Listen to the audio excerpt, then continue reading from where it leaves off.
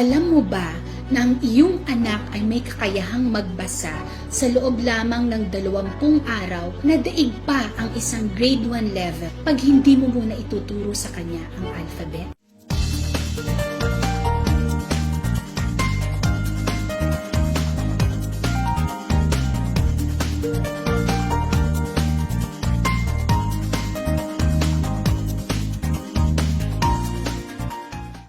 Okay, I'm not saying that teaching the alphabet is wrong.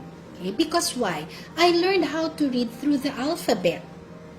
That was during the industrial age. Now, let me give you an analogy, no, para mas magkaintindihan po tayo.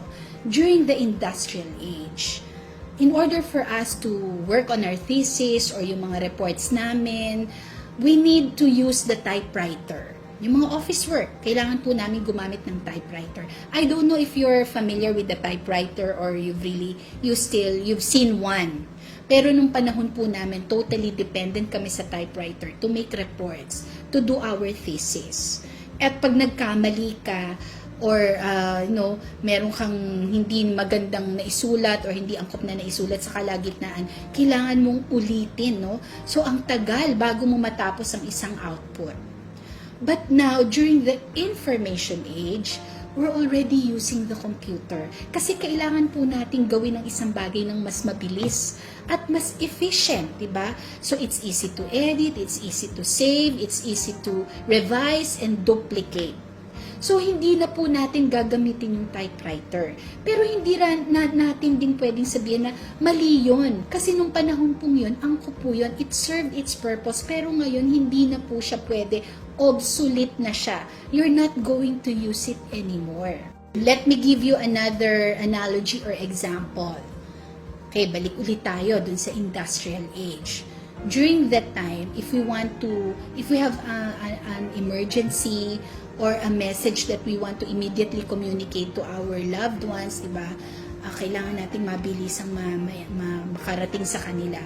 We use the telegram. So, I don't know again if you're familiar with telegram, but during that time, pupunta po kami sa isang center para po maisulat namin at masabi namin kung ano yung mensahe namin, lalo na dun sa mga kamag-anak naming malalayo. So, we choose few words, no, to communicate our message, and it will take about 1 to 2 days bago po yun makarating sa kanila. Pero yun na po yung pinakamabilis na paraan nung panahon ngayon. Pero ngayon po, that we are in the information age, segundo lang maibibigay na natin ang ating mga mensahe or masasabi na natin kung ano yung mga gusto nating sabihin dun sa mga loved ones natin, sa mga kamag-anak natin, kahit nasan pa man sila. Through text, through messenger, through email, through Viber, lahat po yon, diba? Napakarami ng paraan. So, yung Telegram, though nag-work po yun noon, obsolete na po siya ngayon. It's an obsolete technology at hindi na natin siya pwedeng gamitin pa. Okay, now have you ever asked yourself, what happened to the way we teach reading? The very basic foundation to learning. It actually uses the same method we were taught way back then during the industrial age.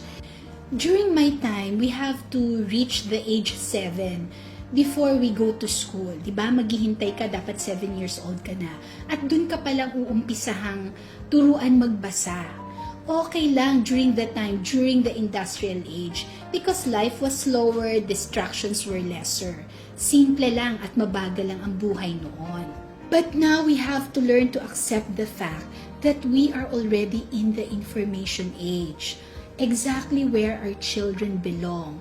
We're dealing with the instant generation. So, ang mga bata po ngayon, they're really preoccupied with so many things, so many distractions. Andyan yung mga Mobile Legends, yung mga Netflix, Cartoon Networks, teleserye, tapos yung mga gadgets na pinapamana natin. So, alam niyo yun, paikli ng paikli ang kanilang mga attention span. So, kung tayo po ay magpapahuli naturuan sila ng isang skill na napakahalaga na dapat talaga nilang matutunan, no? Bago pa man sila talagang patuloy na umandar sa kanilang antas sa pag-aaral, huli na po tayo. So, kailangan talaga sumabay tayo sa bilis ng panahon. So, kung gusto nating ma-achieve ito, sa tingin nyo ba angkop pa rin na turuan sila or umpisahan silang turuan ng gamit ang alphabet na umaabot ng 2 o 3 taon bago sila tunay na makapagbasa? Since we are already in the information age, hindi ba dapat meron na ring mabilis na paraan para bumasa ang mga bata? Okay now, so sige. Let's go and base it from facts. Yung mga mami na katulad ko, di ba, natatandaan nyo ba ano yung unang word na sinabi ng inyong mga anak bago pa siya talaga nagsalita ng kumpleto or ng mga sentences? Di ba? Ang una nilang sasabihin, mama. O sige, pagbigyan natin yung mga tatay, papa. They utter sounds. They utter actually small units of sounds. Di ba pag may sasabihin sila or may gusto silang abutin, gusto nilang sabihin sa atin, meron silang maliliit na sounds, ta, ma. Meron silang ituturo, ka, da. Diba? Meron talaga silang sinasabing sounds, no? To communicate, to say something. Wala pa kasi akong na-meet or nakita na isang sanggol o isang baby na may gusto siyang sabihin o gusto siyang iparating sa atin. Tapos sasabihin niya, T, Q, R, S, W, H. Diba? It does not go along with the natural process. Hindi siya natural na nangyayari. So actually for me, teaching the alphabet first slows down the process of reading because it goes against the natural way of speaking and learning how to read. Phonetics became the more popular method. It actually uses sounds, diba? So may sound approach din siya. And then, every word is aided by a picture. Di ba? May picture sa tabi. Ito yung word, may picture sa tabi. So, making every child depend on pictures when they read. So, I would say, yung phonetics approach lessened the time to let a child learn to read. Naging from 2 to 3 years, naging 1 to 2 years na lang. Or merong iba nagkiklaim siguro, less than a year. And this is our bold claim. We're moving on to our 18th year already.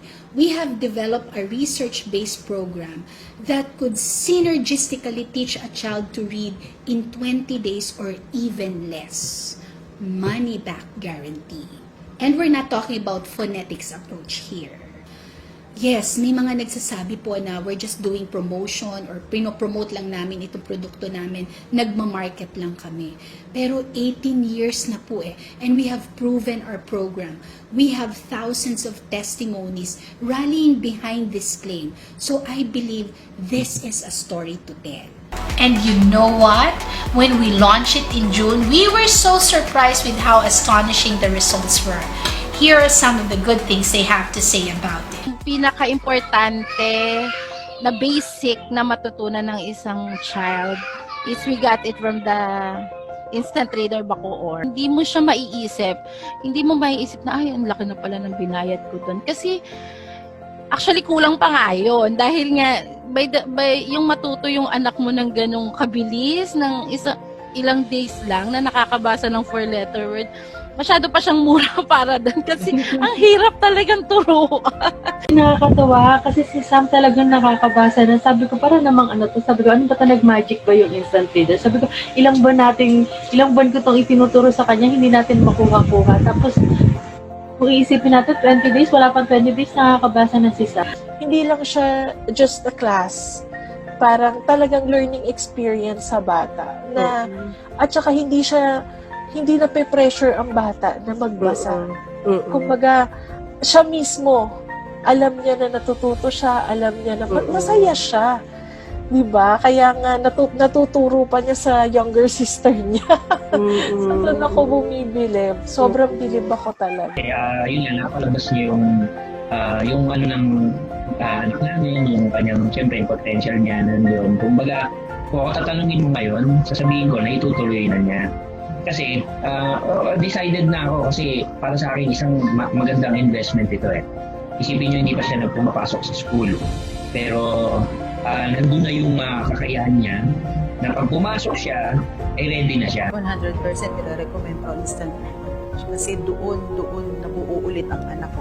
The best part, today, 6 months after we launched this online program, we've had 1,150 students enrolled and 99.7% success rate. As what I have expected, most of those enrolled in our online Reading 20 Days program are kids from 4 to 7 years old. But I was surprised to know that we have also enrollees as young as 3 years old. And the results were still the same. Nung una natakot ako na baka hindi maging effective ang online classes. But then again, the results proved that the online Reading 20 Days program is just as effective as the face-to-face tutorial. They were all able to read proficiently just like a grade 1 level. Exactly, just like how we did it in face-to-face. But then again, reading lang yan eh. Ano ba yung benefits? Yung value na nakukuha nila from our basic, advanced, and mastery program.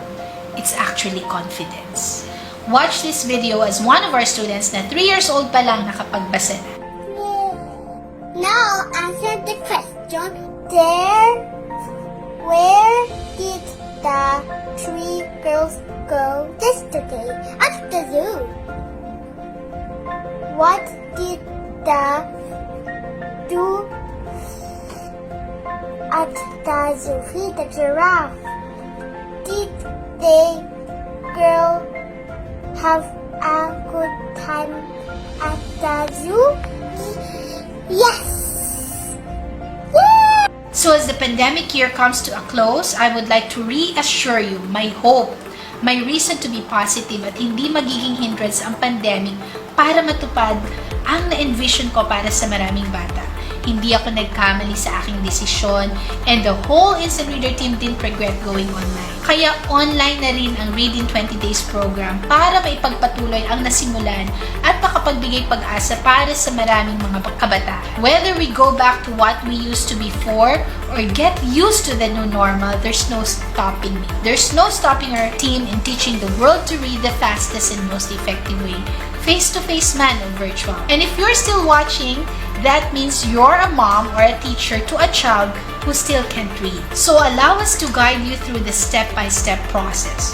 I'm inviting you and a few other moms to a free parent orientation where we will be discussing the benefits your child will get from the online Reading 20 Days program. I want you to send us a message to reserve your seat. Make sure you reserve it now as we have only a few certified and highly trained instant reader teachers and we can only accommodate very few students. There's no more time to waste. We'll see you there.